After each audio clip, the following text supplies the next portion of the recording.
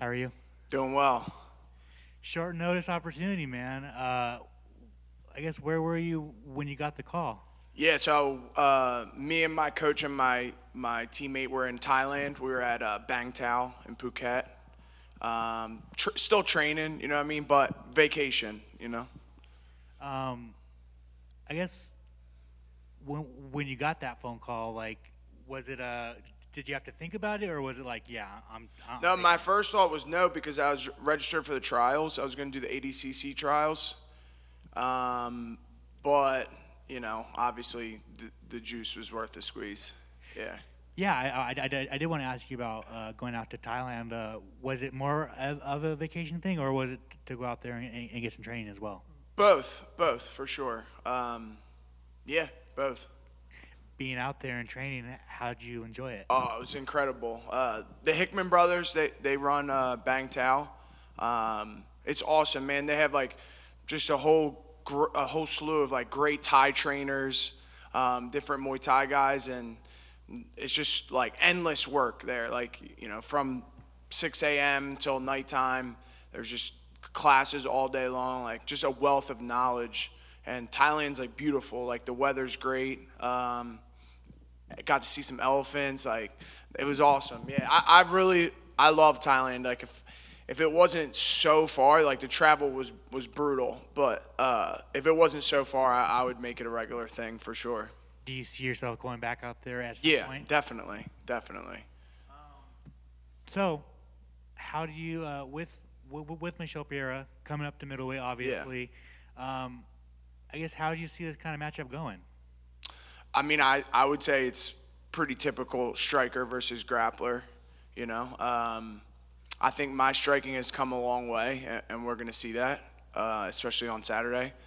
But yeah, I love the matchup. Obviously, I would have loved the matchup like on a full camp, obviously more. But I took it on 10 days' notice for a reason. So I don't know if you saw it, but there was people, I guess, critical of your last fight because they said that you gassed in that third round. yeah, Do you agree with that? Like, or was it just kind of the circumstances where you and GMT were just swinging? both. Like I definitely didn't conserve my energy the way I could have or should have. Learning experience for sure. Continues to be a learning experience. But yeah, I mean, it was a good fight. Like, it was a lot of back and forth. I think that I definitely used a lot of energy trying to finish him in the second when I dropped him. So, yeah, it was a good fight. Like you said, your striking has come a long way. Like, do you plan on striking with Michelle, or is your grappling just so much better than his that you obviously see a clear victory? I'm comfortable wherever the fight goes, but my advantage is on the ground for sure. Are you planning to go back out to ADCC, or are you? No, Or is that that's kinda this past? weekend. It's past. Yeah. And then I wanted to ask.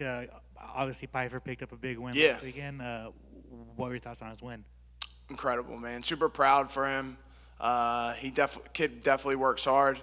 Has been through a lot. So I've been with Joey since before we were even on this team. So we came up through like his first amateur fight. I remember, and so he's come a long way. He always had the ability, but he's definitely grown like exponentially, especially since he's been with the Henzo Gracie team or Marquez MMA.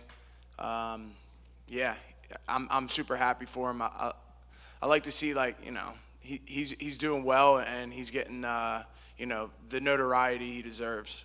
And then finally, I just wanted your thoughts on Sean Strickland winning the championship.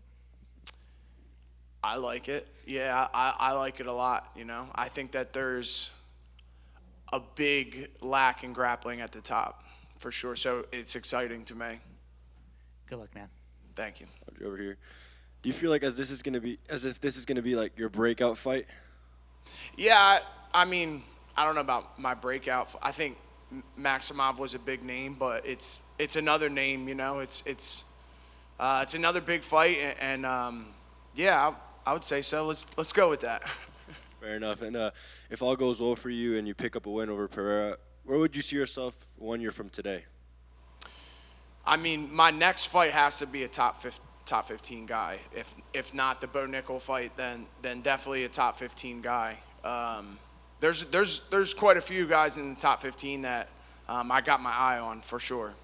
That carries over right into my next question. Anyone that follows you on socials know how adamant you are towards fighting Bo Nickal. Is that something you're still very eagerly looking forward to one day? Yeah, for sure. I continue to want to prove that I'm the best grappler in this division, and I think I do that. I continue to go out and prove it. And so, Bo seems to think so too. So, let's figure it out. And you obviously featured on The Ultimate Fighter season 29.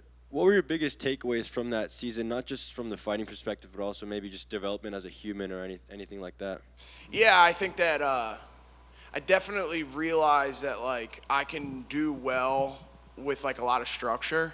The Ultimate Fighter was like, everything's set out for you, no distractions. They remove all the distractions from your life. You have no phone, no TV, no internet, and, practice is set every day. It's 12 and 6 or 2 and 4, whatever it is, and like that's it. That's your only focus is going to practice and getting ready for a fight. So, I think I do very well on that. I think that I grew a lot as a martial artist and as a fighter during that period.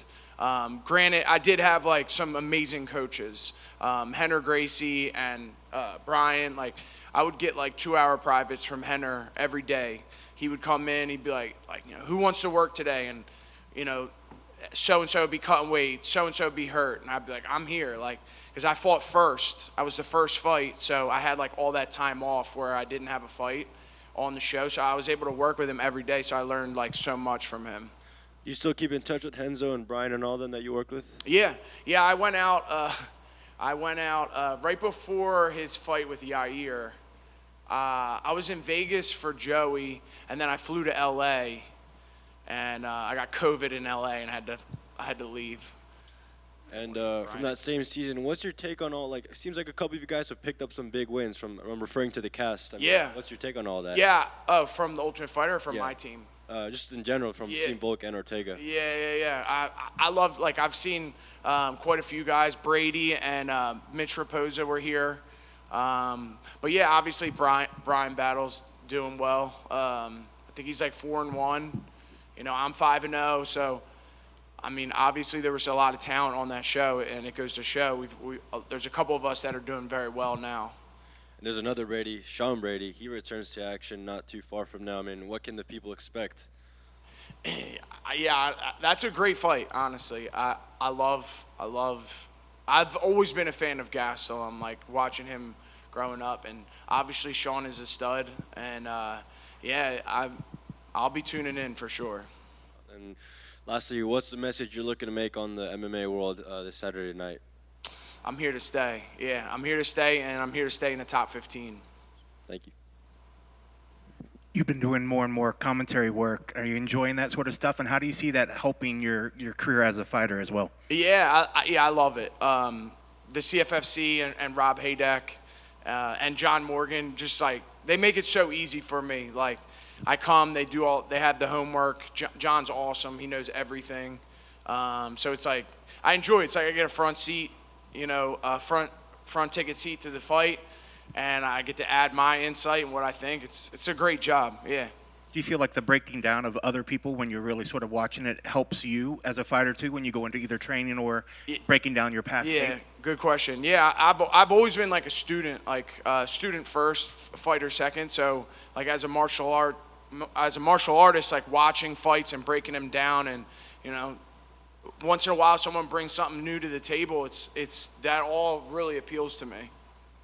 Obviously, you still got a long fighting career, but is that sort of a direction of where you're hoping things can go as a possibility after your fighting days are done? I'm always available for commentating, for sure.